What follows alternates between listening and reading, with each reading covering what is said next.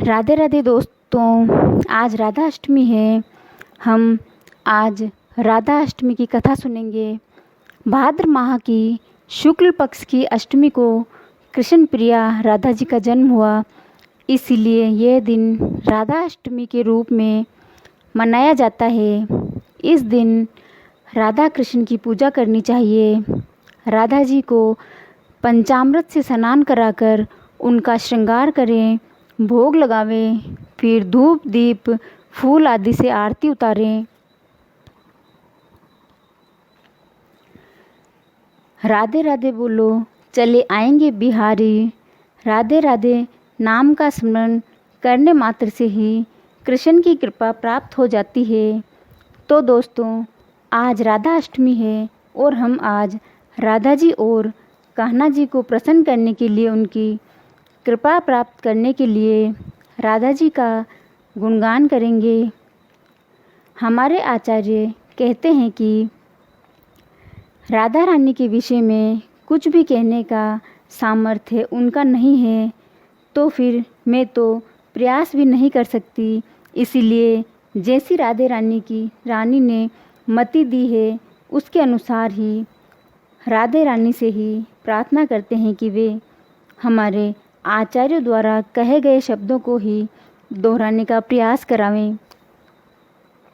आदि पुराण के 12वें अध्याय के 9वें श्लोक में सूत गोस्वामी अन्य ऋषियों को कहते हैं, भाद्र मास में रविवार के दिन शुक्ल पक्ष की अष्टमी को आधी रात के बाद ज्येष्ठा नक्षत्र के चौथे चरण में राधा जी का जन्म हुआ। इस विषय में एक कथा प्रचलित है। ये कथा निम्नानुसार है। एक दिन महाराज वृषभानु जमुना नदी में स्नान करने गए। आसपास का वातावरण शांत था।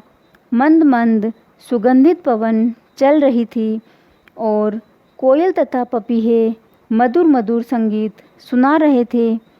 उसी समय वृषभानु ने एक सुंदर नज़ारा देखा। वे जहाँ पर खड़े थे उससे कुछ ही दूरी पर पानी की सतह पर एक अत्यंत ही सुंदर सुवर्ण कमल का पुष्प तैर रहा था। ऐसे कमल का पुष्प उन्होंने पहले कभी नहीं देखा था। तो वह उस कमल के पास गए और उन्होंने देखा तो वह देखकर आश्चर्यचकित रह गए। कमल की पंखुड़ियों के बीच अत्यंत ही सुंदर, तेजस्वी, सुकोमल बालिका सोई हुई थी। उनका तेज सूर्य की किरणों के समान, उनके नेत्र कमल के समान। इस बालिका को देखकर वृषभानु जी के मन में वात्सल्य उमड़ पड़ा और उन्होंने उसे अपनी गोद में उठा लिया और आसपास देखा तो कहीं कोई उन्हें नज़र नहीं आया। ऐसे नन्ही सी बालिका को निर्जन स्थान पर पाकर वह मन में सोच विचार कर रहे थे। उसी समय आकाशवाणी हुई और ब्रह्मा जी प्रकट हुए और वृषभानु जी से कहा कि हे वत्स, तुमने और तुम्हारी पत्नी ने अनेक वर्षों तक घोर तपस्या की, सिर्फ इसलिए कि कृष्ण की प्रियतमा राधा रानी स्वयं तुम्हें अपनी पुत्री रूप में मिल सके, तुम उसे पुत्री रूप में प्राप्त कर सको और इस जन्म में तुम्हारी ये इच्छा पूर्ण हुई। यह बालिका श्री कृष्ण की शक्ति, उनकी प्रियतमा स्वयं साक्षात राधा रानी है। इनका दूसरा रूप लक्ष्मी है। हे वृषभानु, इस देवी स्वरूपा कन्या को अपने घर ले जाओ और प्यार से इसका लालन पालन करो। इतना कहकर ब्रह्मा जी वहाँ से अंतर्ध्यान हो गए और वृषभानु जी अत्यंत प्रसन्नता के साथ उस कन्या को अपने घर ले आए और उन्होंने इस बालिका को अपनी पत्नी को सौंप दिया। कीर्तिदा देवी को सौंप दिया और उनके साथ बीता हुआ सारा वृत्तांत कह सुनाया। उनकी पत्नी नन्ही सी सुंदर कन्या को देखकर अत्यंत प्रसन्न हुई। उनकी आंखों से वात्सल्य की अश्रुधारा बह रही थी। वृषभानु जी और उनकी पत्नी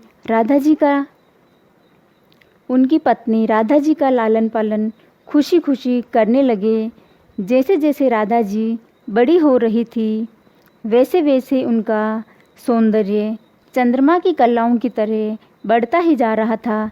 जो भी उन्हें देखता वह मंत्रमुग्ध हो जाता। वृषभानु जी और उनकी पत्नी का जीवन आनंदमय होता गया।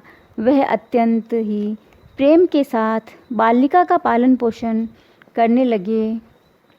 धीरे धीरे राधा जी के माता पिता को ये लगने लगा कि यह बालिका ना तो रोती है ना ही अपनी आंखें खोलती है, इसे सुनाई भी देता है या नहीं। ये सोचकर दोनों पति पत्नी चिंतित हुए। वे आपस में वार्तालाप कर ही रहे थे, तभी वहाँ पर नारद मुनि नारायण नारायण करते आ पहुँचे। नारद जी ने पूछा, आप दोनों इतने चिंतित क्यों हैं? तब दोनों ने अपनी पुत्री राधा जी के बारे में सारी बात नारद जी को बताई।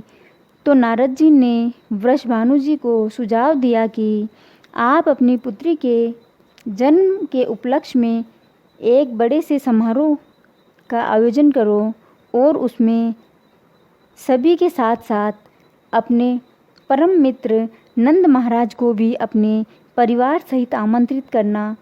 फिर क्या देर थी। वृषभानु जी ने अपनी पुत्री के जन्मोत्सव की तैयारियां जोरों से शुरू कर दी और नंद महाराज को विशेष निमंत्रण दिया। उनके निमंत्रण को स्वीकार करते हुए नंद बाबा परिवार सहित आ पहुँचे। सभी लोग उत्सव की तैयारियां कर रहे थे। माता यशोदा व कीर्तिदा देवी एक दूसरे को बधाइयाँ देने में व्यस्त थे, लेकिन नन्हे से कृष्ण जानते थे कि उन्हें क्या करना है और कहाँ जाना है। तो बस फिर क्या देर थी। कान्हा जी अपनी पैजनियाँ बजाते हुए धीरे धीरे राधा जी के पास जा पहुँचे, जहाँ झूले में राधिका सो रही थी। वहाँ जाकर